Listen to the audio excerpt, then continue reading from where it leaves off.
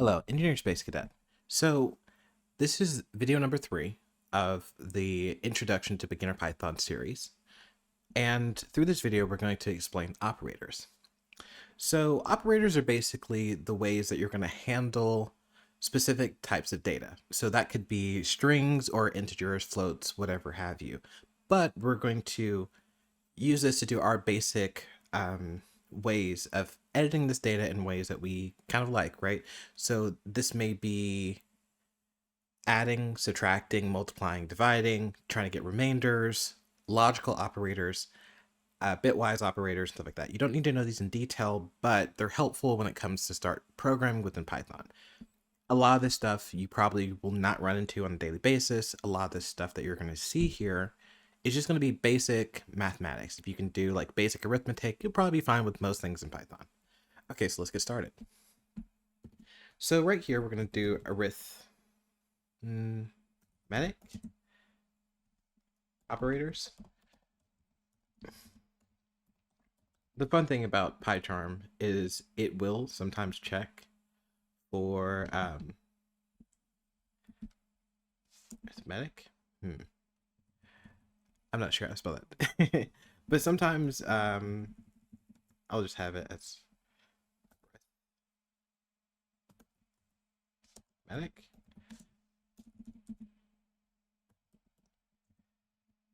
Operators.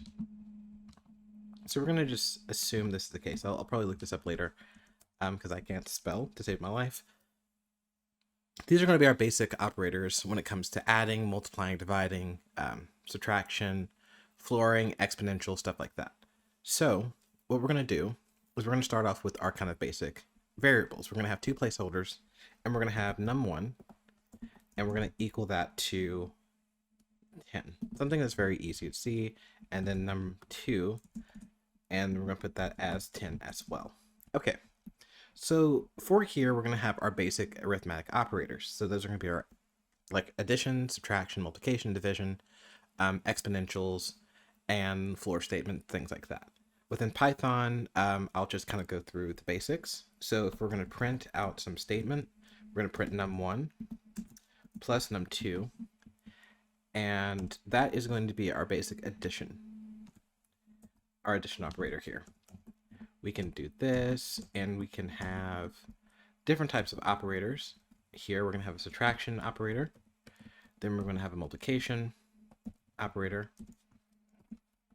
and then we're going to have a division operator, as well as having a modulus operator.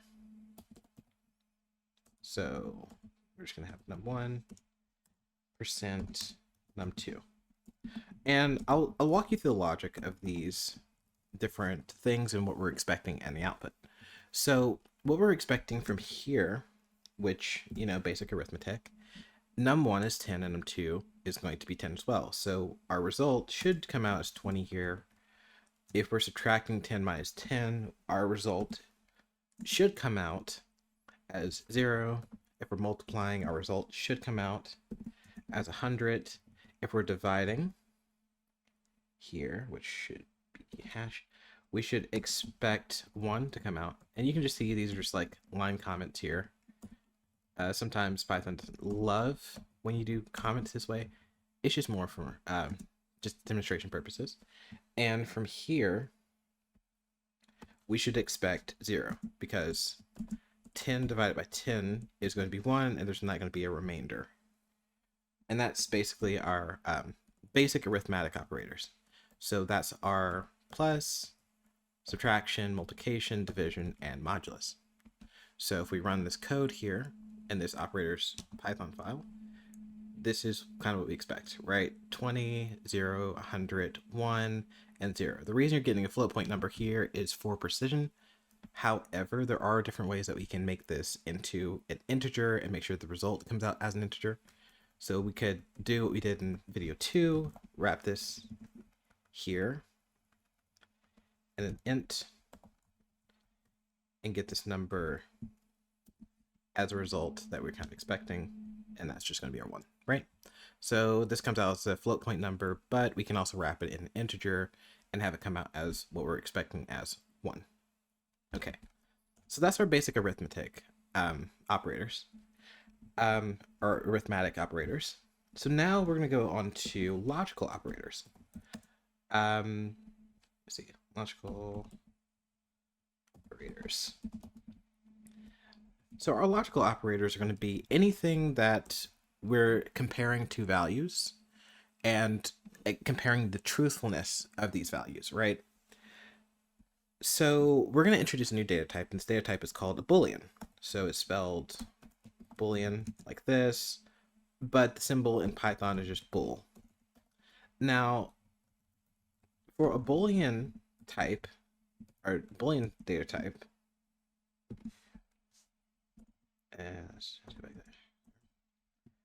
so for a Boolean data type, it's either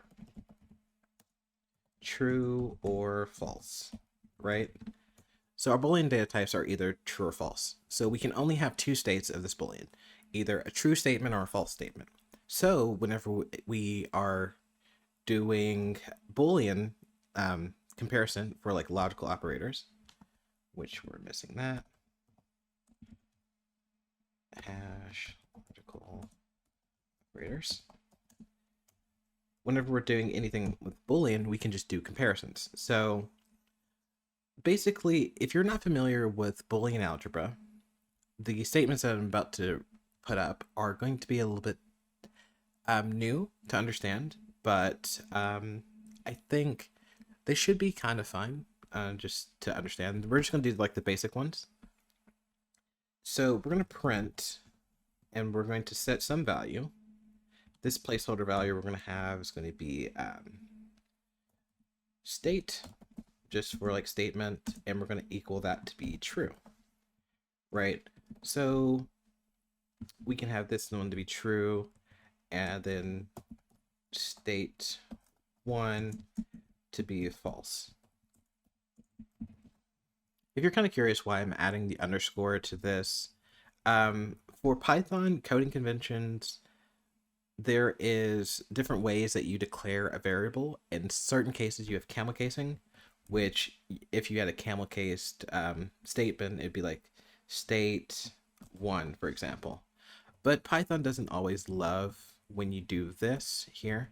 The kind of appropriate like PEP 8 standards would be something more along the lines of this. You know, state 1, state, just a good way to kind of separate it. Something that's very common in Python, good coding conventions. You don't have to, but you'll see a lot of code that has that underscore separating out words and letters and characters. So we're going to do some logical operators here. Now, when it comes to true or false, depending on the logical operator we're using, depends on the output. Okay, so if you're not familiar with the truth table, we have two different distinct logical operators that most people know about. We're going to have like an and or an or. An and statement means that if both statements are true, then the result is true. If one of them is false, then it comes out as false. So we're going to have state and state 1. So we're going to print that result out. And you can see that one's true, one's false. So the expected result that we're going to get from this logical operator here should be false. And then we have another statement, which is or. So we're going to have state or state 1. And this one should come out as true. The reason why is because if in an or case, if either of the options are true, then the result is true. But if both options are false, then the result is false. And I will kind of show you just kind of that running through. Right now, we're going to take these out here so we don't see these whenever we run our code. And we're just going to comment these out. And we're going to go back down here. And these are like our basic operators. And then we have another case, which is very common. Very, very useful and common to use within Python. And this one is called a not. So we have not and state. Okay, So a not is basically the opposite or the negation of the statement. So if state is equal to true, the not true is going to be false. So what our expected result from this one should be, oh, take this off. Our expected result from here should be false. And when we run this, these are the expected results that we should have, right? So you can see it's false, true, false. And these are just the logical operators within Python. Now, if I was to change this here to true instead of false, we have if this is true and this is true, then the result should come out as true. If one of them is true, then it comes out as true, so this just stays the same. And for our true, this last result should stay as false. And if you run this, you can see that it's true, true, and false. And this just matches up with whatever our states are in. If our state is true and we're using an and, then if one of them, or if both of them are true, then it's true. If one of them is false, then it's false. If one of them is true, then both of them are true. If one of them is, or if both of them are false, then the whole statement is false, and not whatever it is the opposite of that. So that's going to be basically our arithmetic operators. So we also have something called assignment operators.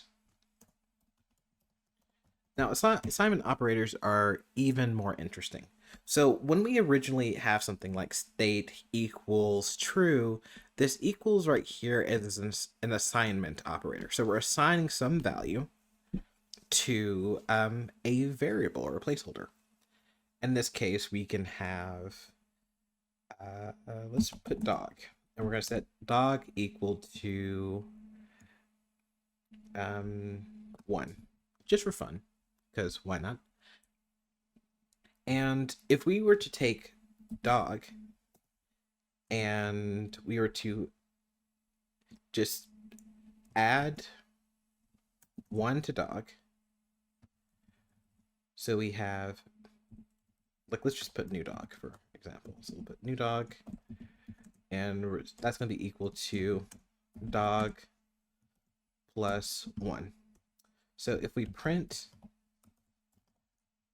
out dog and we print out new dog, we should get dog equal to 1 and new dog equal to 2, right?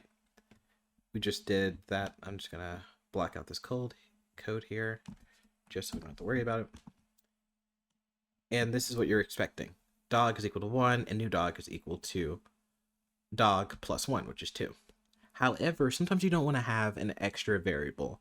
So if I wanted to like add dog plus 1 or subtract dog minus 1 or multiply dog by dog or whatever, I wouldn't want to have a new variable for each one of those. Then I'd have to be like, oh, add dog is equal to new dog, or subtract dog is equal to subtract dog, or whatever. So there's a better way to do this for assignment variables where we change the original value of dog by using these assignment variables. So in this case, we're going to add dog is equal to dog plus 1, right? And this essentially just means the same thing as the new dog that we just had, right? Because dog at this time here, this statement is just dog is equal to 1 plus 1, right? And this is valid syntax for Python. Dog is equal to dog plus 1. It accepts that. Then when we print out dog, it should come out as 2 instead of 1. Because this is only going to add after dog has been assigned. So if we print out the original dog before we reassign dog to dog plus 1, it just comes out as 1, and then dog plus 1 just comes out as 2. Pretty simple, pretty intuitive. But for Python's purposes, writing this out is not very helpful. Why would we write dog is equal to dog plus 1? You know, there's a simpler way to do that, and we just put plus equals 1, which is the same thing as saying dog is equal to dog plus 1. So when we run this, you can see that it stays the same. Second, we run it, you can see it stays the same. So nothing has changed. So at this time, dog is equal to 2. Now, let's do another assignment variable where we subtract dog. So we have dog is minus equal to 1. So this is the same as saying dog is equal to dog minus 1, which is similar to what we just did, except instead of addition, we're doing subtraction. And this should come back to 1, right? So if I print here, and I print dog again, and then I run this statement, we should get 1, and then 2, and then back to 1. So we'll just run this. And as you can see, this assignment is saying, hey, this is dog is equal to dog plus 1. And then it's saying dog is equal to dog minus 1. And then we can do the same thing with multiplication and division. So we can take these statements here, Control C, and then Control V just to paste them. And we just change this into a multiplication.